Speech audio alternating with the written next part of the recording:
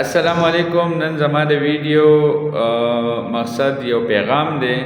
او هغه دی د آشوب چشم یا د وایرل کنجکټیوایټس په باره کې چې نن سبا یې ډېر وبایي شکل اختیار کړی دی او د هغه وبایي شکل اختیارولو مین وجه زمونږ بې احتیاطي ده چې چاته هم دا انفیکشن ولګي دا د یو کس نه بل ته په کانټیکټ باندې لګي نو پکار دا دی چې هغه کس د خپلې صفایي هم خیال ساتي، خپل لاس هم صفا ساتي، د هغې نه علاوه سترګې او لاسونه بار بار انځي.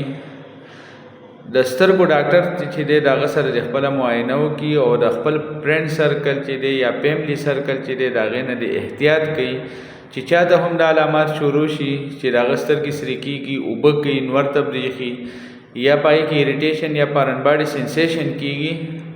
نو هغه د احتیاط وکړي. که هغه سکول ګوینګ چلډرن وي یا داسې خلک وي نو پکار چې سکول ته نه ځي که ماشومان خیال نشي ساتلی نو د هغې نه به احتیاط ساتلو لپاره ضروري دی چې د سکول نه 2-3 ورځې چوټي هم وکړي او د سترګو ډاکټر سره معاینه وکړي، هغه کوم دوایي تجویز کړي هغه استعمال کړي، بار بار د ځان نه دي دوایانې نه استعمالوي، سټیراید او دا څیزونه دي نه استعمالوي. که ډېر زیات تکلیف وي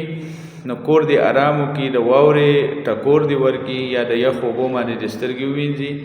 خو نورو خلکو ته د پیلاولو غټه ذریعه کانټیکټ دی د هغې نه د احتیاط وکړي او د صفایۍ دی خیال وساتي.